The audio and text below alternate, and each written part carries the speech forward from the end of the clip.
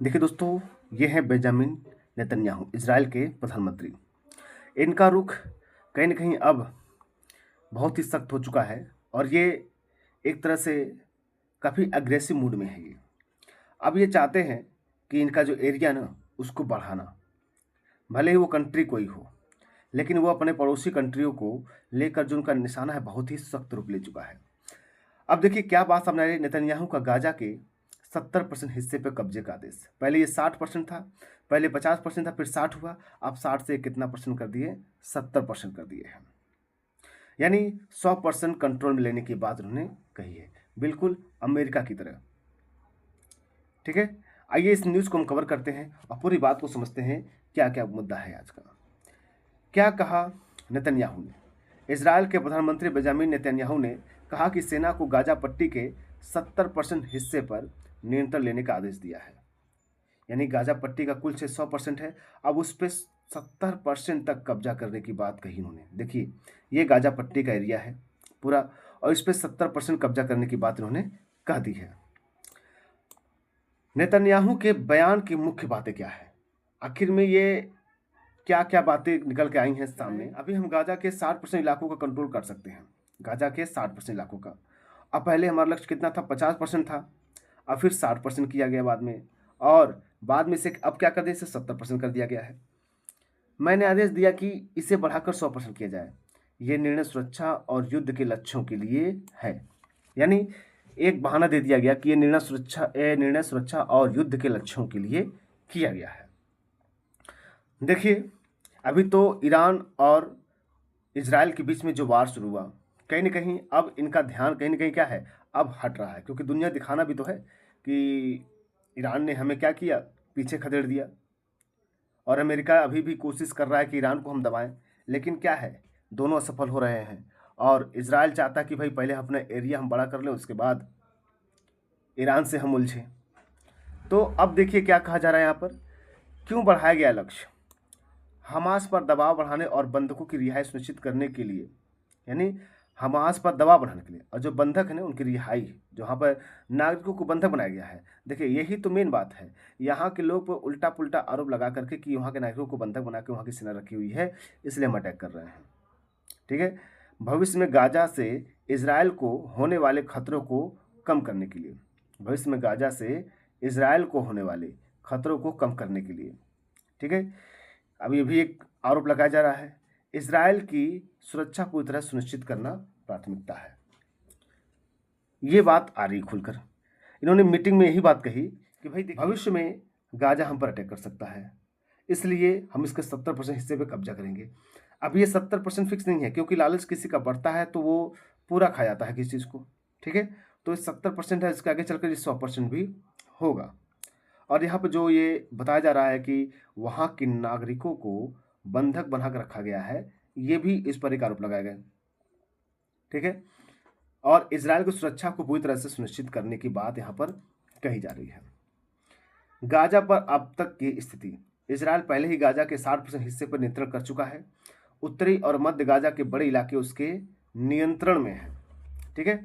यानी इज़राइल पहले ही गाज़ा के 60% हिस्से पर कब्जा कर चुका है और उत्तरी जो है और मध्य गाज़ा के बड़े इलाके उसके अब भी कंट्रोल में आ चुके हैं।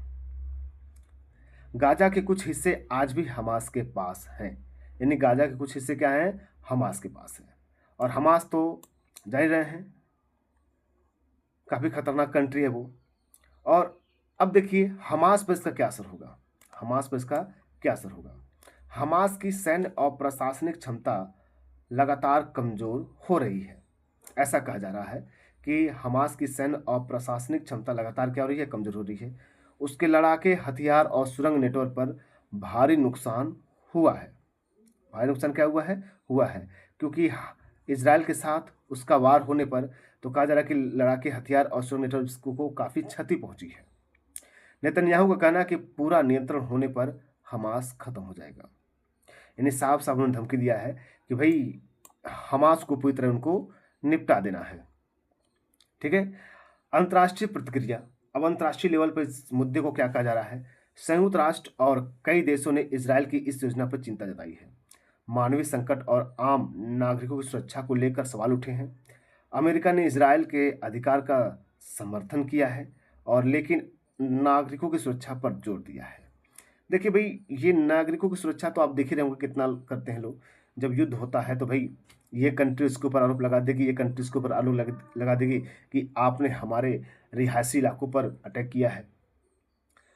लेकिन बात यहाँ पर समझने वाली बात है ना कि इजराइल जो अपना चाहता है ग्रेट इजराइल बनाना, वो उसके मेन पॉइंट पर काम करना चाहता है। वो गाजा हुआ, गाजा पट्टी हुआ और हमास हुआ, इन सभी कंट्रियों पर वो चाहता है कि पूर्ण कंट्रोल हो, इजराइल बना सके। और अमेरिका तो उसका पहले से सपोर्टर रहा है। ठीक है, तो अमेरिका तो भाई ये तो क्या करेगा, तारीफ तो करेगा ही।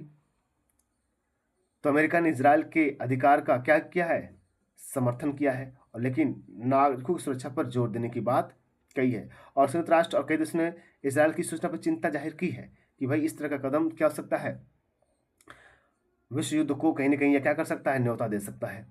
और मानवीय संकट पर भी आम नागरिक सुरक्षा को लेकर भी सवाल उठाया है।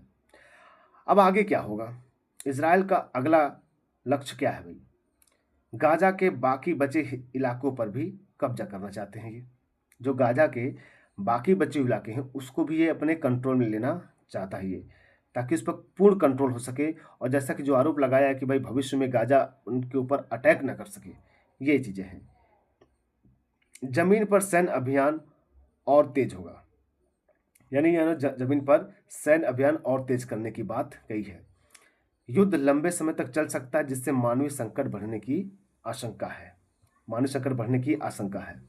तो ये बात निकलकर सामने आ रही है दोस्तों। ठीक है, यानी नेतन्याहू का इरादा बिल्कुल साफ है, वो ग्रेट इजराइल बनाने की ओर बिल्कुल वो बढ़ चुके हैं। वो किसी तरह से कदम पीछे नहीं हटाना चाहते हैं। और यहाँ पर देख सकते हैं कि ईरान से जिस प्रकार उन्होंने अपने आप को बैक किया है, और जिस तरह से वो विश्व स्तर में उनकी एक जो सर्वशक्तिशाली बनने का भूत था वो उतरा है, और वो इसी चीज़ को लेकर के, इसी बदले की भावना से लेकर के वो गाजा और हमास पर अटैक करके उसको पूर्ण कंट्रोल में लेना चाहते हैं। ये एक अपनी छवि को बरकरार रखने की बात कर रहे हैं, अपने शक्तिशाली चेहरे को दिखाने की, क्योंकि दुनिया का सबसे खुफिया फोर्स है इन्हीं के पास है, जिसका नाम मोसाद है, और इसी के बल पे कूदते हैं ये।